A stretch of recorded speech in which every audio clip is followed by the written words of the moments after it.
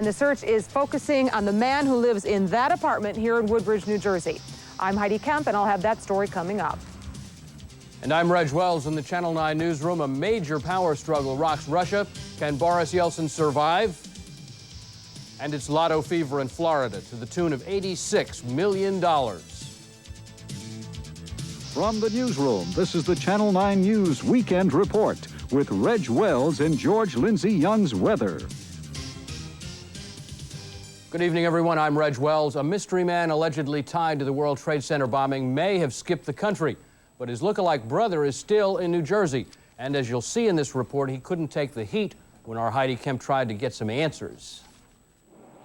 Investigators now believe the man who rents this Woodbridge apartment, number 1811, was a ringleader in the World Trade Center bombing. He is 33-year-old Mahmoud Abu Halima. And yesterday they questioned his brother Mohammed, who lives upstairs in apartment 1812. I tried to question Mohammed as he left the apartment this morning, but he had no interest in talking. How do you feel about the fact that you're living next door to these people? Can you imagine? I'm very scared. Mahmoud Abu Halima was a former chauffeur and bodyguard for Sheikh Omar Abdel Rahman, the militant Muslim cleric who preached in Jersey City, New Jersey. The FBI searched Abu Halima's apartment for 10 hours Friday, but would not comment on what they found. Many neighbors told me they had been suspicious about the brothers. Are you surprised?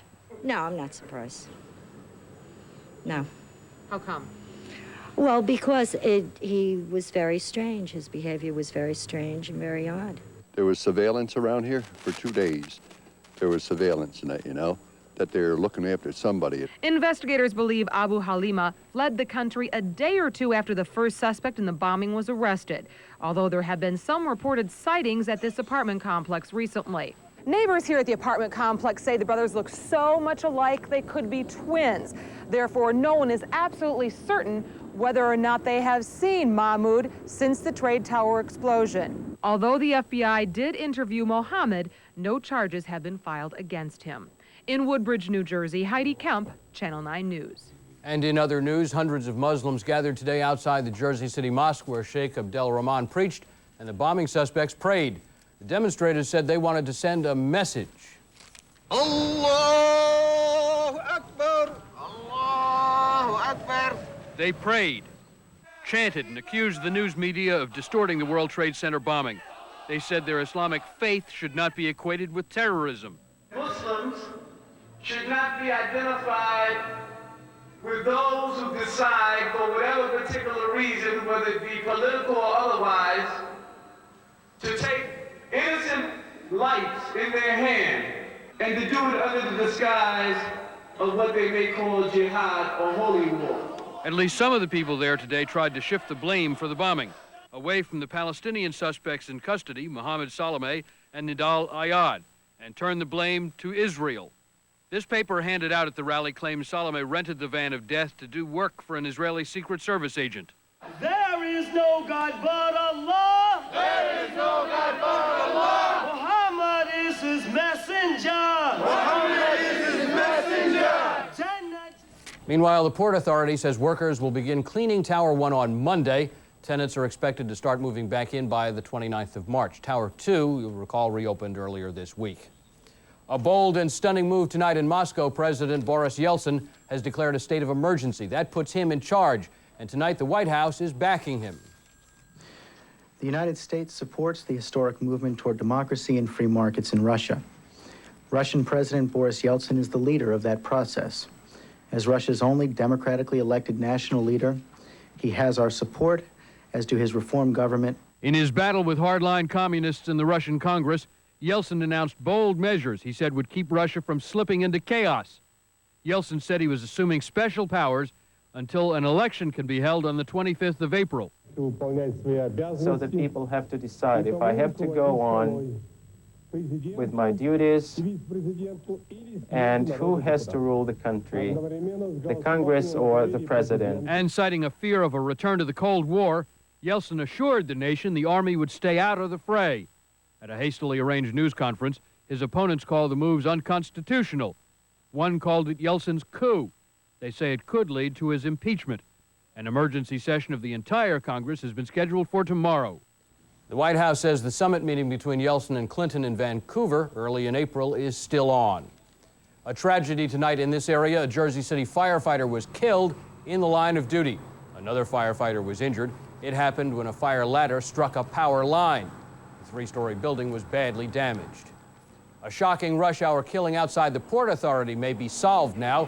Police say 35-year-old Curtis Dixon of the Bronx turned himself in today. He is being charged in the death of his former girlfriend. It happened yesterday in broad daylight. At first, police thought robbery was the motive, but police now say somebody else robbed the woman after she was shot, not the gunman. The blizzard of '93 is now history, but a lot of the snow it dumped on us is still hanging around. It's been an expensive winter for the people in charge of cleaning up the mess. And George is here now with the details of that. George? Reg, believe it or not, today is the first day of spring. I know it's hard to believe. The memories of winter are still with us, and so are the costs. It's supposed to be spring, the season when flowers bloom, birds begin to sing, and temperatures finally begin to rise. But many of us are still shoveling and still picking up the pieces from a long, cold, and snowy winter. As the blizzard of '93 roared through our area, it took a tremendous financial toll and left behind a mess that still isn't cleaned up. Right now, we're in pretty good shape throughout the city. Manhattan and the Bronx are the two boroughs that still remain to need the most work as far as clearing the snow and hauling the snow. But the blizzard of '93 left behind more than snowbound cars and piles of uncollected trash. Potholes, lots of them. It is estimated there are over 25,000 new potholes for motorists to deal with. And if that's not enough, the city's overtime pay to deal with blizzard cleanup is already in excess of $500,000. Plus a huge loss in revenue from the city's decision not to ticket vehicles disobeying alternate side of street parking rules due to the snow.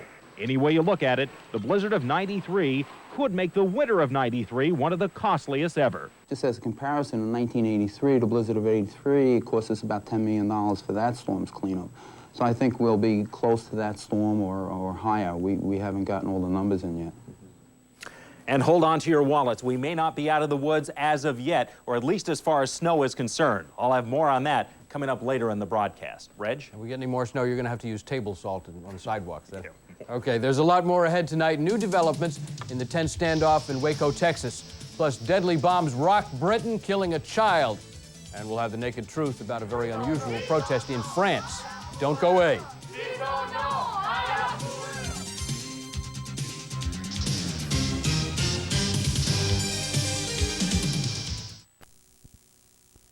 Well, it seems almost unbelievable. The tense standoff in Waco, Texas is about to enter its fourth week. But there may be some progress tonight. The FBI says negotiations with cult leader David Koresh are encouraging. Last night, Koresh talked about the standoff coming to an end soon, and 2 more cult members left the compound last night. Now with a look at some of the other stories from around the world tonight, here is 9 Watch.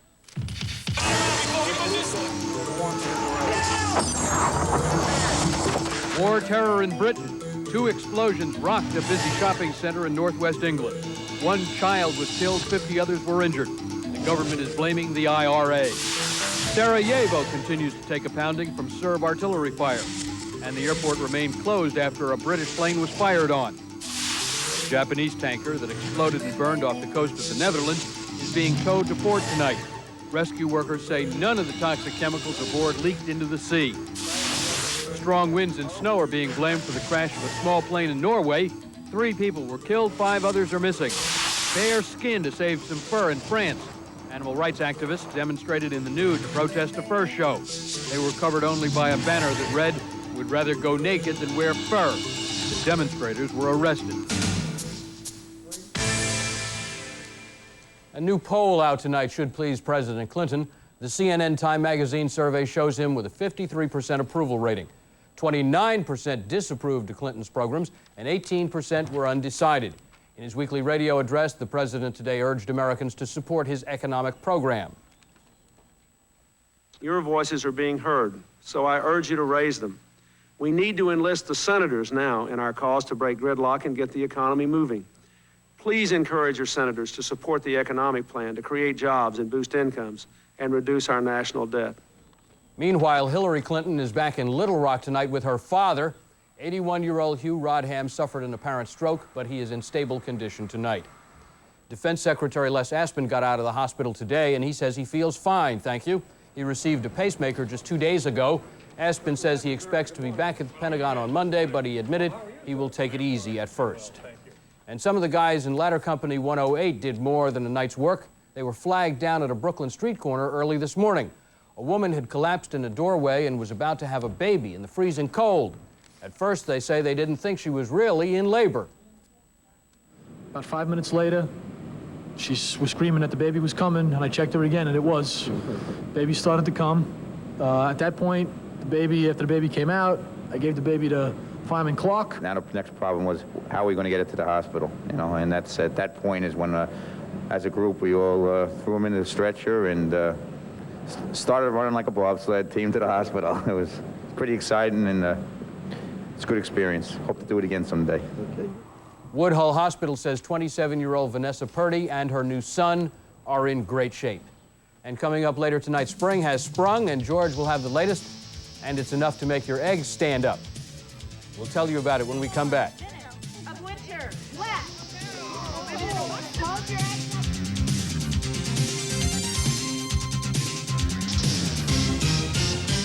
There's a new word on the street.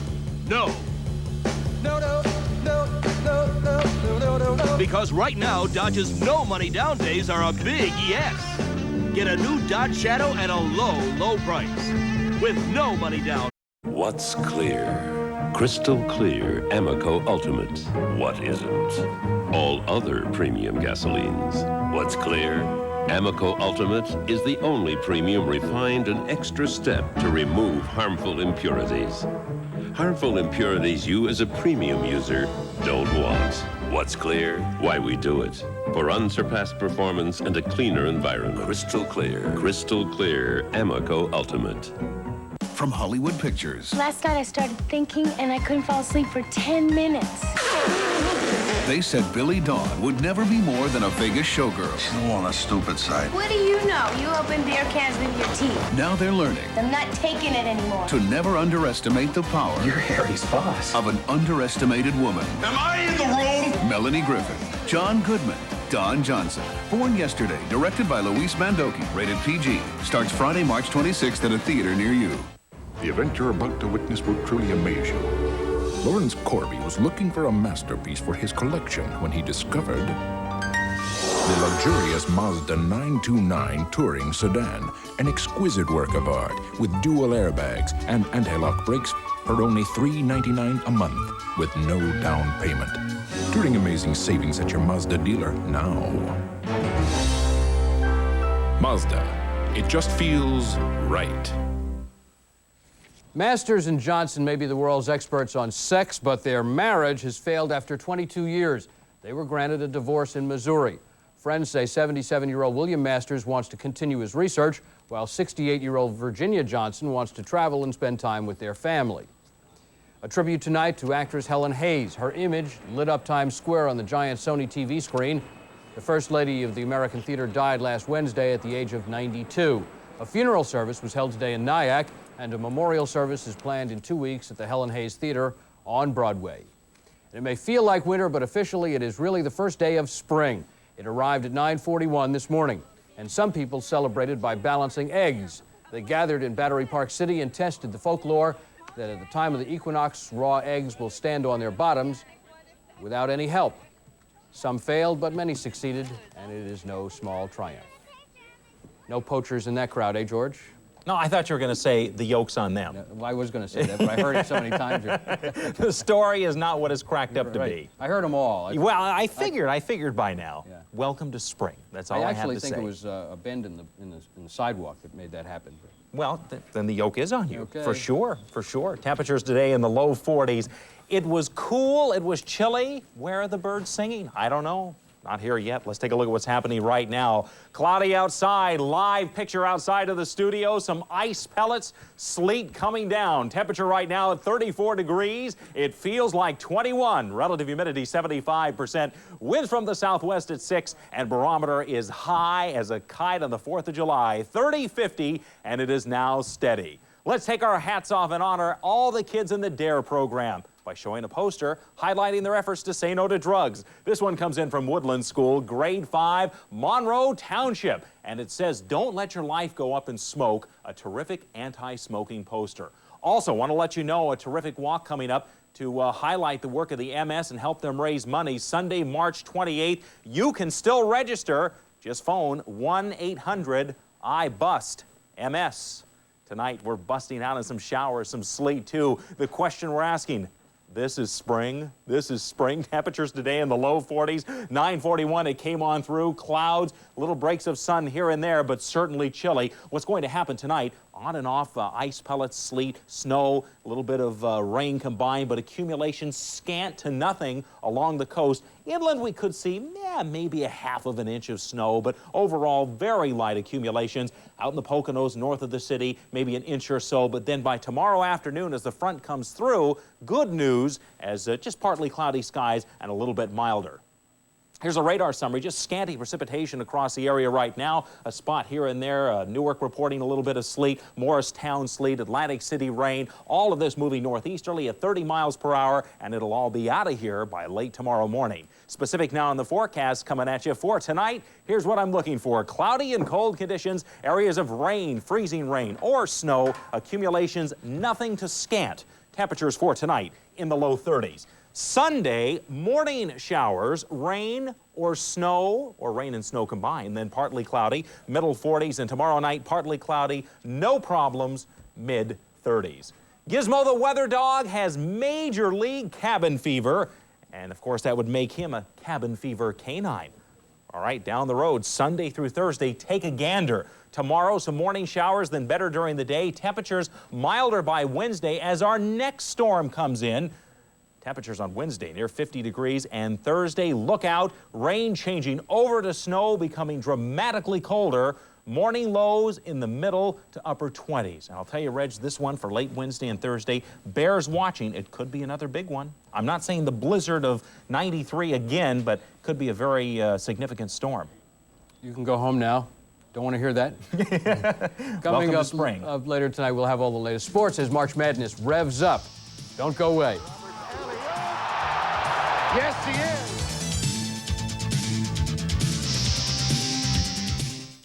is. In tonight's sports, the Hall is heading home, and the Redmen have the blues. It was a major upset. The Western Kentucky Hilltoppers slam-dunking Seton Hall. It was a close game in Orlando, but Western Kentucky went on an 11-point run in the stretch, including this three-pointer by Mark Bell. The 5'8" senior guard added a jumper to his 20-point total. In contrast, the Pirates went 4 minutes in the stretch without scoring at all, and Western Kentucky turned the 63-59 deficit into a 72-68 win. At first, it looked like one of our local teams would win in another March Madness battle. The St. John's Redmen period with 5 goals.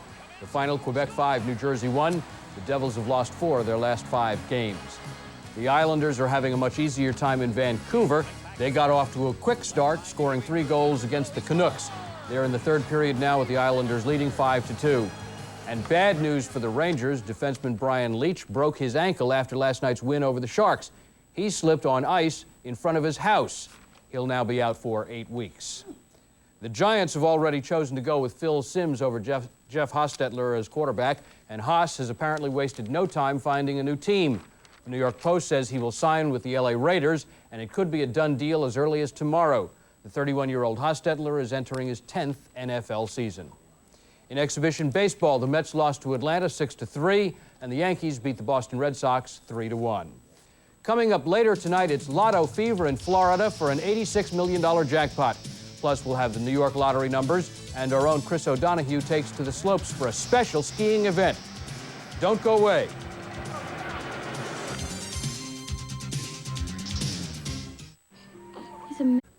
WWOR-TV, the first New York area station to provide closed captioning of the local news. The closed captioning of tonight's news has been underwritten by PSENG. The power is in your hands. Our crack statisticians tell me the Mets played 2 games today. It was a split squad game, and the game that was broadcast here on Channel 9, Kansas City beat the Mets in exhibition baseball 9-2. Now, Lotto Mania has reached a fevered pitch in Florida. The jackpot for the state lottery is a whopping $86 million, the country's richest prize in nearly 2 years. So many people stood in long lines today that at one point, ticket sales reached 31,000 a minute. The drawing takes place in just a few minutes from now. And if you're willing to settle for a few $1 million less, there's always the New York State Lottery. So let's go to Albany now for those winning lottery numbers. It's time for New York State's Lotto drawing, conducted by the New York State Lottery, under the observation of an independent auditor from Coopers & Lybrand. Welcome to New York's Lotto drawing for today, Saturday, March 20th, 1993. Tonight, you can win or share a jackpot of $2,500,000. And now for tonight's winning Lotto numbers. The first winning number is 19. Tonight's second winning number is 2. The third winning number is 4. Tonight's fourth winning number is 46. The fifth winning number for tonight is 54, and the sixth winning number to win or share over $2 million is 15. The supplementary number for fourth prize only is 21. Tonight's winning Lotto numbers are 19, 2, 4, 46, 54, and 15. The supplementary number is 21. For the New York State Lottery, I'm Stephanie Moore. Thank you, and have a good night. As we leave you tonight, a reporter has to take on many difficult assignments, and today our Chris O'Donoghue left his wheelchair to take on one of the toughest, a mountain. What would you say to other people who might be afraid to try this? Don't hold back, just do it. It's not gonna hurt, and you don't know what you're missing. Chris hit the slopes upstate at Hunter Mountain as part of a charity ski race. He made it down all right. He is still at the learning stage, and he met another handicapped skier today who took up the sport after being inspired by a story Chris did a few years ago. What would you say to other people who might be afraid to try this? Don't hold back, just do it. It's not gonna hurt, and you don't know what you're missing. Well, that don't hold back advice is obviously followed by these guys who put a lot of couch potatoes to shame today. Very nice. And that's our report for tonight. I'm Reg Wells. See you back here at our regular time tomorrow night at 10. Good night.